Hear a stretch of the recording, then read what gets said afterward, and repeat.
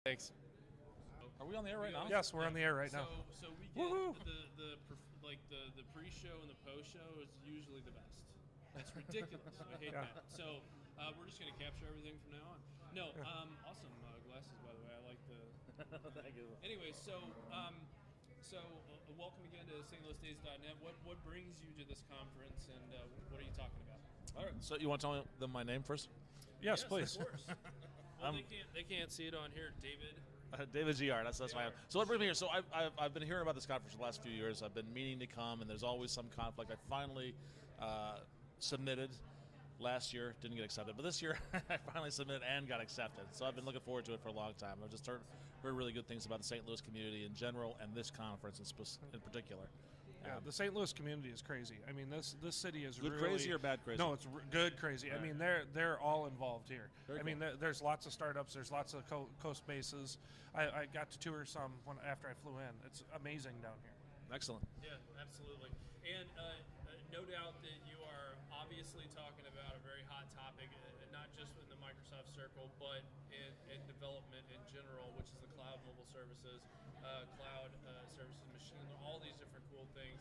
So what are your talks? What were some of the talks that you had? Oh, so I have 3 talks. I've done 2 of them already. For this morning, I did a talk. I call it Cloud and Azure and Rock and Roll. It doesn't have any rock and roll in it, but I thought that was a cool title. It's still hot. I love that. I love that. I love you guys come up with these whimsical names. It's gorgeous. It got accepted.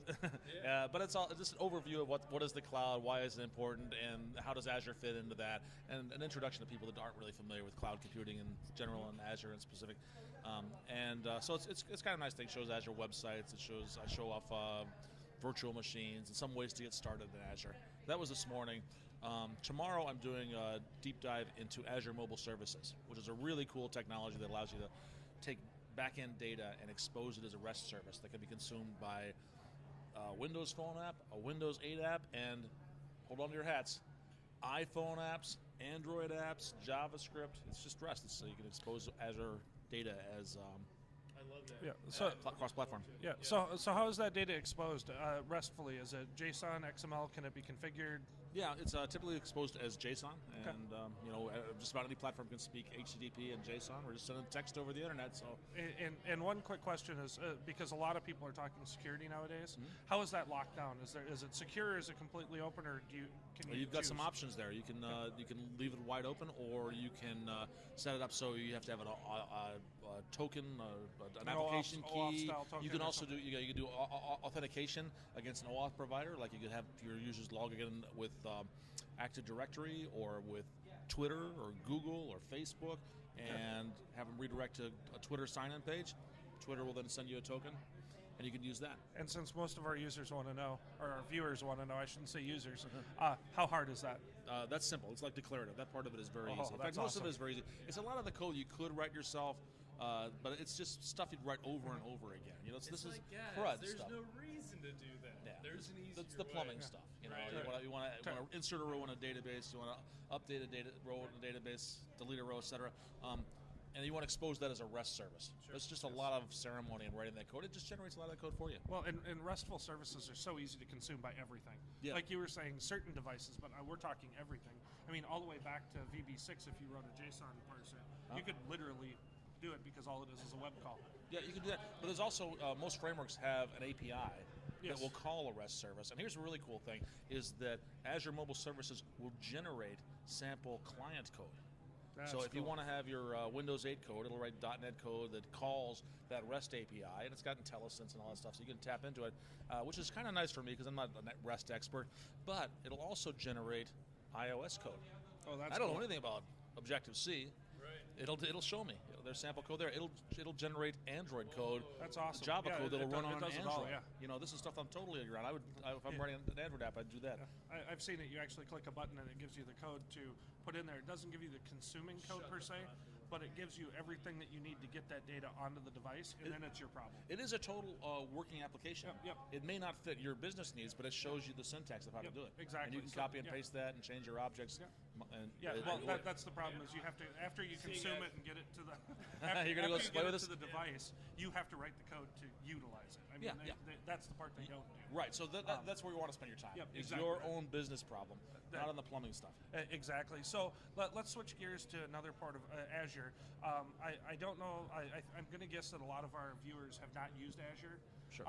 Some of them have. At least not to the capabilities. Well, that too, or maybe even tried it. I mean, a lot of people that I know in development that have been around for years have never even logged in or know anything about it. Give us the top 2 reasons you think that a developer should use Azure in their day-to-day life. Yeah, so Or Azure, maybe 3, whatever you got. Yeah, probably the top 3 for Azure. Scalability. It's very easy to scale out from 1 server to 1,000 servers. Configuration change, you scale up and down. That's a really nice feature. Economics, so that you pay for what you use. You pay for your services by the minute. If you want to scale up and make a lot of money because you got a lot of consumers using your service, great. You got those services. When demand goes down, you can scale back down and save money. So that flexibility for economics, and then just enterprise reliability. There's a lot of redundancy built into Azure automatically that you don't have to worry about. A lot of places where your data is written in triplicate, so that if for some reason something fails, maybe Godzilla comes out of the ocean and steps on the data center. We've got all kinds of automatic failover, and there's monitoring that goes on. There's traffic managers that'll ping your service periodically, say, "Oh, this is no good. Let's fail over to this other version of your data." Well, JJ Godzilla made his appearance today. I know, right? I can't believe it. Was that the magic word? Did I say the magic word? You No. just won a new car. No, you can't do that here in the casino for some reason. I don't know I why. have one last technical question for you, Okay. and we'll see if you can answer it. I'm not sure you can. 42. But 42 is the answer. No, I'm just kidding. Is there anything that our viewers should worry about when going to Azure? Is there anything that they should not do in their development if they're planning on pushing it to Azure and allowing things to scale? Okay, so Azure Where have you been all? Azure takes care of a lot of this stuff for you, but you can still write crap apps on it. I mean, Azure, for example, has gone to the trouble of Microsoft's gone to the trouble of getting certifications from HIPAA and ISO 12345 or whatever. There's a lot of certifications they have, but that doesn't protect you from writing good code. That's still you're responsible. You want to write secure code. You want to write scalable code. It used to be, I don't know if you remember when you wrote your first web application, and they told you don't have session state memory because it doesn't scale very well. And you said, okay, and then you did it anyway. Yeah. Because said, it "But I didn't need to matter carry because your this." company only owned 1 server. And it was really hard to scale out multiple servers if you had to do it yourself. Well, now it's very easy to scale out our applications to multiple servers. So now that becomes a big issue. Everybody's going to have to start thinking about ways to scale their applications, ways to run it in parallel, and those models, what we should have been doing all along. Now that's going to be enforced because suddenly it becomes really easy. That scaling out part is almost trivial. Way too, yeah. So I think that's a big factor, is that people still, you're not free to that responsibility of writing good code. I should tell you that if people don't have Azure right now, there's a couple ways to get it. First of all, if you're an MSDN subscriber, you automatically can sign up for Azure. MSDN Ultimate gets like $150 a month of Azure, which is a ton. Oh, it's a ton. And so there's a lot of people out there that just through their companies they have that. Also, you can sign up for a 30-day trial if you don't have MSDN. And I believe right that's away. credit card free too, isn't it? I can't remember. There was some talk about I getting know that. the 150 I believe was credit card free because it forced you. If you don't have, and I might be incorrect on this, people, so don't hold me to it. But I do know that even if you do have to add a credit card, you can shut it off to where once you hit that $150, it just drops all of your Azure pieces. That is the And, default. yeah, The default is that it'll never charge your credit Yeah. card. You can change it so it or will. you can set a number that you won't spend more than X dollars a month. Right. Anyway, from someone who's actually gone over that limit, I know that you can turn that off. Me too. I can't turn it off because I do this for a living. But the other way you can do it is there's a program called BizSpark, and if you get in the BizSpark program, that's for small businesses. BizSpark gives you a $150 a month Azure for 3 years, and that's if you're building a small business around a software product or service. Well, whenever me and Gus finish our project, we'll actually take use of that. Yes, exactly. You don't have to finish it. You just have to have an idea and start it. No, we've got it. We're part of BizSpark. You are part of BizSpark. Yeah. Okay, awesome. We just did it within the last 6 months. Oh, Yep. great. So you know what I'm talking about. Yeah. Oh, it's fantastic. Yeah. fantastic product and program. And then there's also DreamSpark too, right? DreamSpark is for students. I don't think that includes Azure. I don't think it does either, but I was just going to mention There's been a lot of noise inside of Microsoft to make that happen, but today that hasn't Even happened. on the university, I found that out because You know more than I do about this. I was part of a university that actually made a kind of a deal or something. That probably wasn't through DreamSpark. That was probably a separate deal. I don't know. I don't know. But All for I know is DreamSpark, I got one thing, and then I had to get a different code to put it in. Oh, for, gotcha. For Azure. So Yeah, that's probably a different thing. But DreamSpark still gives college students the tools that they need. Yeah, they get free software. It's Free basically software, which is great. Similar to MSDN. Oh, which is perfect. I mean, It's that's awesome. fantastic. And now with a couple of the announcements the other day, that'll even help out those people Apparently, more. there's some big announcements. I've been traveling. The I was last on an 2 airplane days, too. so I didn't actually sit down and listen to them. So I'll tell you. Let me catch the Microsoft employee Yeah, up. I know. If you watch our show from the other night, Okay. you will find out everything that happened. You but recorded one- yourselves watching the Yes. announcement? Oh yeah. No, we weren't watching it. It was late at night. But one of Hey, the look, there's Jennifer Marsman. She's Jennifer awesome. Marsman. She was just on. I told you guys know what I'm talking about. So one of the announcements was the community edition of Visual Studio 2013. Huh? Completely free, all functionality. I heard that. That's awesome. So that's awesome. iOS, Yeah. Android, and Uh-huh. Windows. Yep. And that's sort of analogous to the professional edition today. Is Exactly. Yep. Okay. Yep.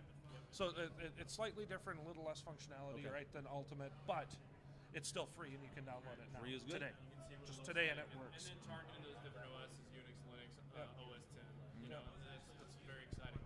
Yeah. And then you spin those up, like, and see what it would look like on Azure, whatever the case may be. Yeah, exactly, So it's exactly. Very, very, very, There, very. there are a lot of really cool tools inside of Visual Studio to deal with Azure. The Server Explorer is really cool. Oh, yeah. The templates are. Hey Donovan, I need to talk about something before you go. Not now. I'm on TV. No. Where were we? Donovan Brown, another awesome guy. He was on earlier. Oh man, you guys got all the good Yeah. guests. Yeah. I can't Oh, yeah, believe. we- So you we got try- like we try to Jennifer grab Marsman, everyone. Donovan Brown, and me. No. Yeah, we had to That's what I save was the best thinking, for yeah. last. Yeah. So anyway, those were a couple of the announcements. I'm sure you'll catch up on them later on our show. You can come on and watch it. And JJ, anything else that you have? I'm Thank done you with so my much for technical- coming yeah. on. Oh, thanks for having me. I appreciate it. Maybe you guys could be on my show. Yes, absolutely. Plug your show. Where can people find you and follow you? I'm I pretty was easy to just getting ready find. to say that. So you'll find me at my blog. It's davidgiard.com. It's my name. Or you can go to technologyandfriends.com. And I'm on episode, what was it, 640 something? But yeah, I know, right? This year at Codemash in January will be the 6-year anniversary that I've been doing that show. I've been doing it a long time. Congratulations. That's a long time. And you guys have never been on it. We got to fix that. Yep, Yes. we will fix that. Absolutely, 100%. So again, thank you so much for coming out. Thank you. Thank you for coming out to St. Louis Days.net. And nice seeing you again, David. Thanks for just being good humor, man. Yeah, Sometimes definitely. Great, that was fun. a lot of our stuff in the future. Very Awesome. much Thanks a lot. appreciate you coming on. Thank you.